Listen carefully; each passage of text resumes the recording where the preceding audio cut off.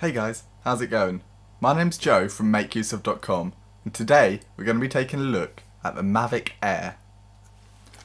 This incredible little drone is possibly the smallest drone we've ever reviewed here at MakeUseOf. Let's start by taking a look at the image quality.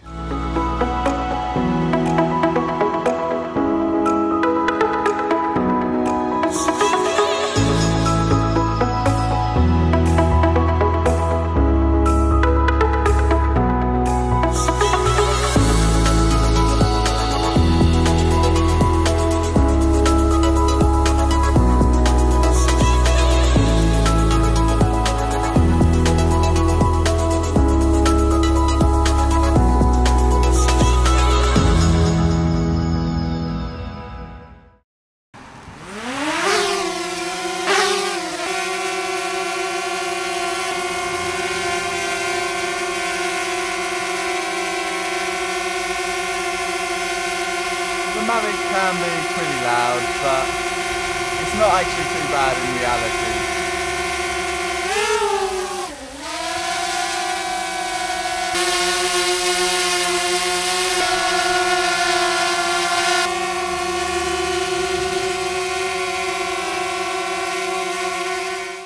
The Air is astonishingly tiny. Just like the Pro, all its support arms fold out, providing a strong and stable chassis in a small and compact body. Measuring 168 by 83 by 49mm when folded, or 168 by 184 by 64mm when fully unfolded, the Air easily fits into bags such as the Peak Design Everyday Sling, or other bags and coats. The included controller is nearly bigger than the drone itself, and is the same design we've seen on the Spark and Pro. While there's no screen on this controller, the fact that you get one at all is wonderful. It would be nice to see the premium controller that's included with the Pro, but the Pro does cost $200 more than the $800 price point of the Air. The controller also houses some different technology to the Pro. The Air uses enhanced Wi-Fi, whereas the Pro uses a technology called OcuSync. We're not sure what difference this actually makes, but all we know is that you can expect to get about 1.5 miles out of the Air compared to a 4.5 mile range of the Pro. Inside the box you'll find a carry case, charging cable, battery and charger. This battery is also tiny, but the size comes at a cost. DJI claim the Air battery will last up to 21 minutes, but realistically you can expect about 16 minutes of flight time before you have to land. The Air sports a camera with a 3-axis stabilised gimbal, which is capable of shooting 4K Ultra HD video at 30 frames per second, or 1080p at up to 120 frames per second. The built-in 8GB memory is not large enough to record a full flight in 4K, so you'll need to install a micro SD card, or be selective about pressing the capture button. Flying the Air is a surprisingly familiar experience. If you've ever flown the Pro or the Spark, you'll be instantly at home. You'll need to install the DJI Go app on your iOS or Android device and mount your phone into the cradle below the controller. It's possible to fly this drone without using the controller, just using your phone alone, but I don't recommend this. Not only is it more difficult to fly, but when you connect the controller to your phone, it also charges your device.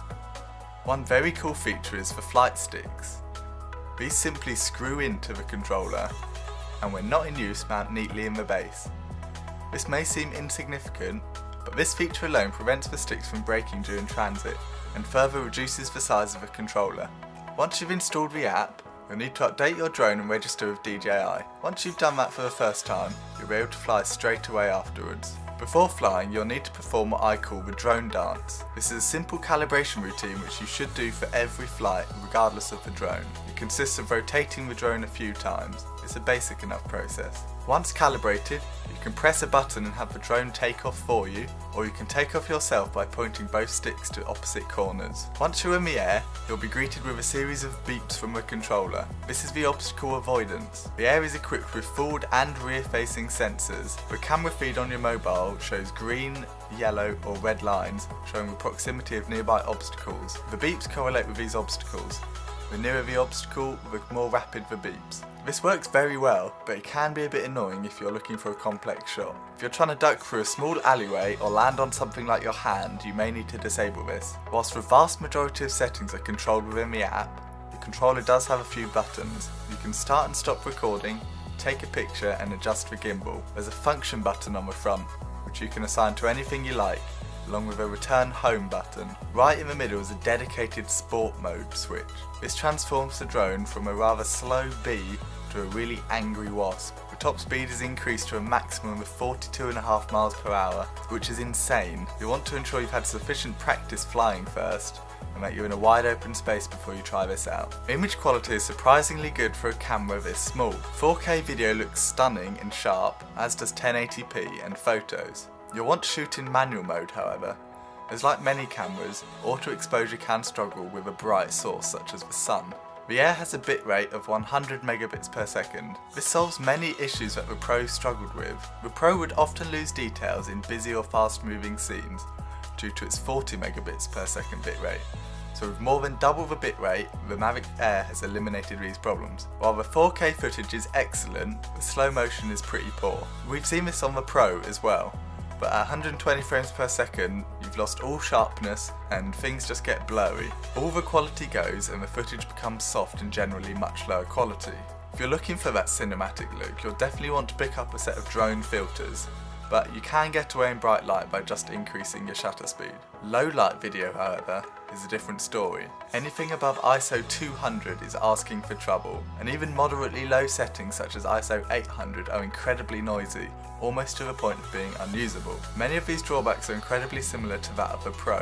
While digital noise is a little finer on the Air, it's still there, and starts to degrade the image quality if you fly in too dark conditions. If you're looking for a tiny drone, which also happens to shoot some amazing 4K video, then you really should consider the Mavic Air. It's absolutely tiny, it's a great camera, and this is one epic little drone. If you can afford the extra money however, and you don't need the space of the Air, you should probably pick up the Mavic Pro. Whilst it is bigger and $200 more, this does give you a way better range, a quieter drone, a better controller, a better battery life, and many other features. We hope you enjoyed our Mavic Air review, and thanks for watching. What's the best place you've ever flown your drone? And do you like the Mavic Air? Leave a comment below and like and subscribe if you've not done so already.